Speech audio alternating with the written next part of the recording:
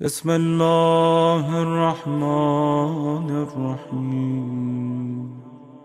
سورہ مبارکہ المائدہ کی 54ویں اور 55ویں دو آیتیں میں نے پڑھی ہیں۔ جو 55ویں آیت ہے وہ تو ہر اہل ولا بہت اس سے مانوس ہے۔ اس آیت کو آیہ ولایت بھی کہتے ہیں، جس میں 3 مولا بیان ہوئے ہیں، 3 ولایتوں کا ذکر ہوا ہے: ولایت الہیہ، ولایت نبویہ اور ولایت حیدریہ۔ وہ جو 3 ولایتوں کا ذکر ہوا ہے، وہ جنہیں 3 مولا نصیب ہوں گے، جب یہ طے ہے کہ ان کا نصیب ہونا بھی نصیب ہے، تو پھر وہ نصیب بنتا کیسے ہے؟ وہ ہر ایک کو جو چیز نہیں دی جاتی ہے اور جو کسی کو دی جا رہی ہے، تو وہ کون ہے جسے اتنی سنگین ذمہ داریاں دی جا رہی ہیں؟ یہ ایک سوال ہے۔ صاحبان ولایت لوگوں کا مقام اور صاحبان محبت اہل بیت کس درجے پر فائز ہیں، اس کی قدر جب محسوس ہوگی کہ جب یہ جان لیا جائے کہ یہ اللہ کی ولایت، یہ رسول اللہ کی ولایت اور یہ مولا علی کی ولایت بغیر محنت، بغیر مشقت، بغیر ریاضت کے نصیب نہیں ہوگی۔ وہ مشقت، وہ ریاضت، وہ محنت ہے کیا؟ اور اس مشقت اور اس ریاضت پر اترنے والوں میں ایک نام جناب زینب کبریٰ کا ہے۔ یعنی اگر مقام اور منزلت ولایت کو محسوس کیا جائے تو صاحب ولایت، یعنی جسے یہ تین ولایتیں عطا کی گئیں اور اس نے اس کو نبھایا، اس نے اس کو سنبھالا، اس نے اس کے مطابق زندگی گزاری، تو ان ناموں میں جو ایک فہرست مرتب ہوگی، ان ناموں میں ایک نام بی بی سلام اللہ علیہا کا ہے۔ جو اس مقام پر پہنچنا چاہتا ہے، ہمارے لیے ایک ہمیشہ جب کسی طالب علم کو پڑھنے کی طرف راغب کیا جاتا ہے یا کسی اسکول، کسی اکیڈمی، کسی تعلیمی ادارے کے اندر وہ آخری کلاس جب دکھائی جاتی ہے، تب اسے پہلے والی کلاسیں آسان نظر آتی ہیں، اسے جانا وہاں تک ہے۔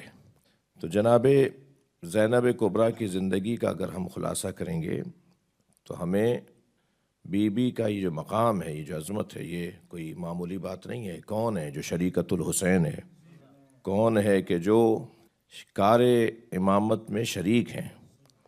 کون ہے جن کے پاس اس پوری کائنات کی ولایت ولو کچھ دیر کے لیے رہی ہو، مگر اس پوری کائنات کی سرپرستی جس کے ہاتھ میں رہی ہو، جو واسطہ فیض قرار پائی ہو، جو اللہ اور اللہ کے بندوں کے درمیان واسطہ قرار پائی ہو، جس کے ہاتھ میں اللہ کا پورا نظام آیا ہو، یعنی بندوں اور اللہ کے درمیان، جیسے مولا علی کے لیے اللہ نبی مکرم کا فرمان ہے، حدیث قدسی بیان کرتے ہوئے نبی نے فرمایا کہ ان اللہ جعل علیا علما بینہ و بین خلقہ لیس علما غیرہ۔ علی کو اللہ نے اپنے اور اپنے بندوں کے درمیان علم قرار دیا ہے۔ ہم اور آپ علم کو دیکھ کر کیا سوچتے ہیں؟ علم ہمیں نظر آئے تو کیا یاد آتا ہے؟ یہ جو علم، یہ جو پرچم، یہ علم جس کو ہم اپنے بر صغیر زبان میں علم کہتے ہیں، اسے دیکھتے ہیں تو ہمیں حضرت عباس یاد آتے ہیں نا۔ تو مولا نبی فرما رہے ہیں کہ اللہ نے علی کو اپنے اور بندوں کے درمیان علم بنایا ہے۔ یعنی اگر علی کو سوچیں گے تو کون یاد آئے گا؟ اللہ یاد آئے گا۔ جیسے علم کو دیکھ کر حضرت عباس یاد آتے ہیں، ایسے مولا علی کو دیکھ کر اللہ یاد آئے گا۔ اور اسی حدیث کے اندر فرمایا کہ اللہ نے لوگوں کے لیے علی کی طرف رجوع کرنا واجب قرار دیا ہے۔ یعنی یہ جو جس طرح سے مولا کائنات کو اللہ نے اپنے اور بندوں کے درمیان علم قرار دیا ہے، اس کیفیت میں کچھ دیر کے لیے ہی صحیح جناب زینب فائز تھیں اس کیفیت پر، کہ جب امام حسین علیہ السلام نے اپنی شہادت سے کچھ قبل جناب زینب کے حوالے امور حجت قرار دیے، آپ کو حجت خدا قرار دیا، حجت خدا بالفعل قرار دیا۔ اہل دقت ان سے توجہ چاہوں گا، حجت خدا بالفعل، حجت خدا بالقوہ۔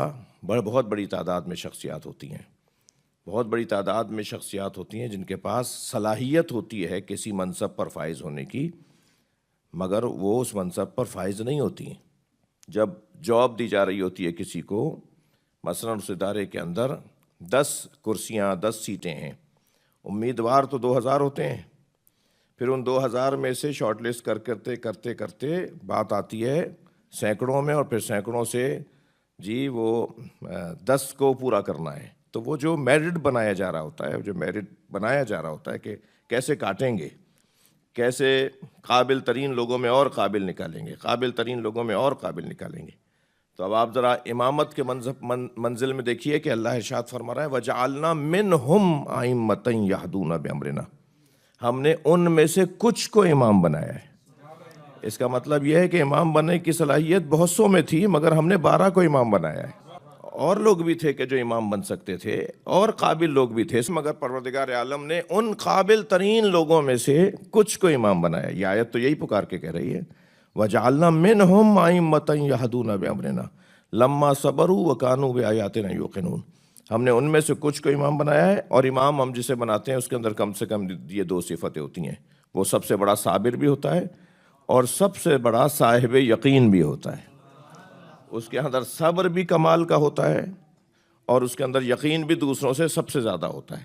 وہ اللہ جو ان میں سے کچھ کو امام بنا رہا ہے، وہ جن میں سے اللہ مثلا 12 امام بنائے ہیں، مگر امام بننے کی صلاحیت 12 سے زیادہ میں تھی۔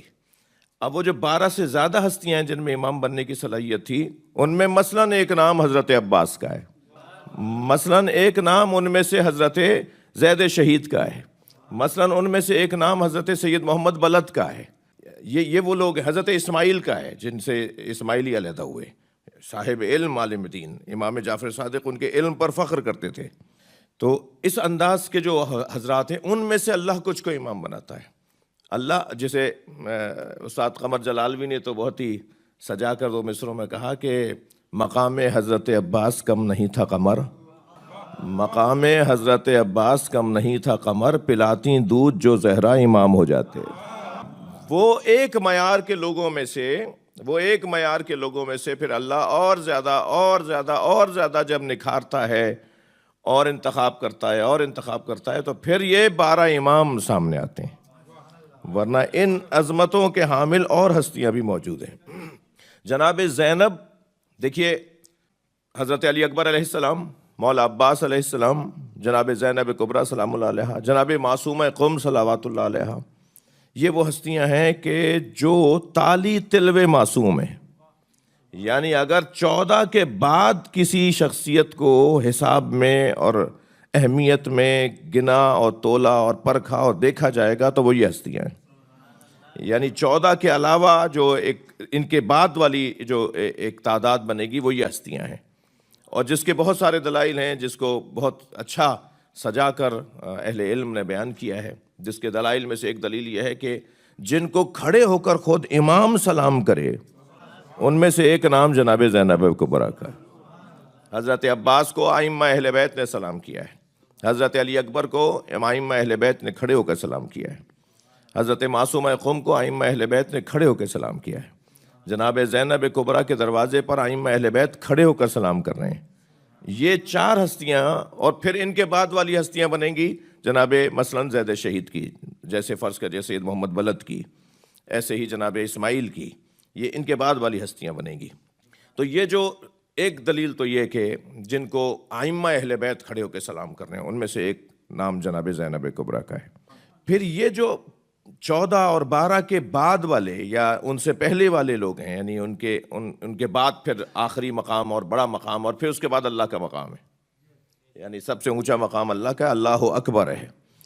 اللہ کے بعد اگر تصور میں آئیں گے تو یہ 14 ہستیاں آئیں گی۔ پھر ان 14 ہستیوں کے بعد جو تصور میں ہستی آئیں گی ان میں سے ایک جناب زینب کا مقام ہے۔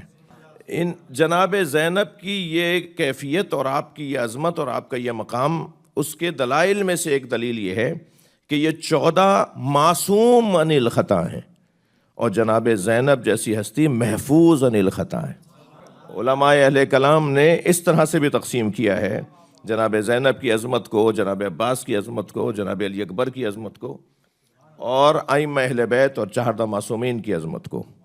وہ ہیں معصوم عن الخطا اور یہ ہے محفوظ عن الخطا۔ ان بچوں جوانوں کے لیے کیسے ہم اس کو سمجھیں گے کہ معصوم کسے کہتے ہیں اور محفوظ کسے کہتے ہیں؟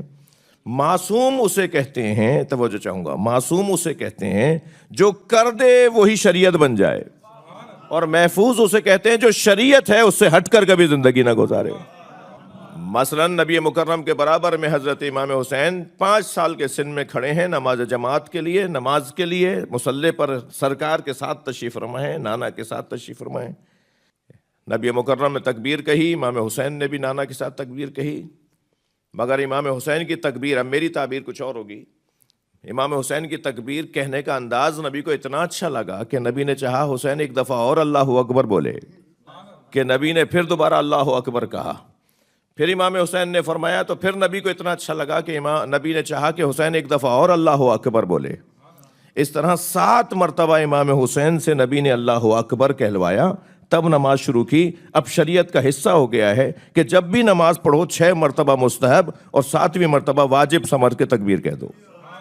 یہ شریعت بن جائے، جن کا عمل، جن کا فعل شریعت بن جائے، جو اللہ کے دین کا حصہ قرار پائے، اور وہ جو عین منہ بمنہ طابق النال بالنال، منہ بمنہ جو شریعت کے مطابق زندگی گزارے، وہ محفوظ عن الخطا ہے، اس کی زندگی میں کہیں خطا کا گزر نہیں ہے۔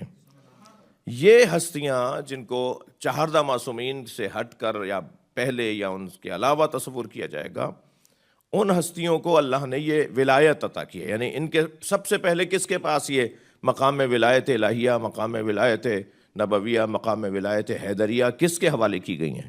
ہمارے پاس تو ان سے ہوتی بھی آئی ہیں نا، اور اللہ کرے ہمارے پاس ہو، اس لیے کہ میرا یا علی مدد بولنا یہ میرے لیے توفیق سے خالی نہیں ہے، میری عزت ہے، میری شان ہے، میرے خون کی طہارت ہے۔ مگر جتنا یا علی مدد بولنے سے جو یا علی مدد میں بولتا ہوں، کیا وہی ہے یا علی مدد جو جناب میثم تمار بولتے تھے؟ میں جو یا علی مدد بول کر حاصل کرتا ہوں، کیا وہی ہے جو حضرت سلمان فارسی کو بھی ملتا تھا؟ یا علی مدد تو دونوں کا ایک ہی ہے، علی دونوں کے دو نہیں ہیں، یعنی حضرت سلمان فارسی، حضرت مقداد کے علی اور میرے اور آپ کے علی دو نہیں ہیں، مگر دونوں کی تاثیر مختلف ہے، دونوں کا نتیجہ مختلف ہے، دونوں حاصل مختلف چیزیں کر رہے ہیں۔ ایک کو کچھ اور مل رہا ہے اور مجھے وہ چیز نہیں مل رہی جو انہیں مل رہی ہے۔ مثلا مقداد یا علی مٹی کے ڈھیلے پہ بولیں تو وہ سونا بن جائے، کیا میرے ساتھ ایسا ہوتا ہے؟ اگر نہیں ہوتا تو اس کا مطلب یہ ہے کہ مسئلہ یا علی میں نہیں ہے، مسئلہ مجھ میں ہے۔ اب وہ جو مسئلہ مجھ میں ہے اسے مجھے کچھ بہتر کرنا ہے تاکہ وہی مقداد اور سلمان اور ابو ذر جیسا یا علی مدد کا اثر میرے اندر بھی آ جائے۔ تو وہ جو مقام ولایت ہے، وہ جو اس مقام اور اس نام اور اس ذات سے جو اثر لینے کا کام ہے، وہ کس بنیاد پر اور کس طریقے سے اور کیا کریں کہ ہمیں وہ چیز نصیب ہو جائے۔ تو سورہ مبارکہ مائدہ کی 55ویں آیت سے پہلے 54ویں آیت میں وہ 6 چیزیں بیان ہوئی ہیں جن پر پورا اترنے والی ایک ذات جناب زینب کبریٰ کی ہے۔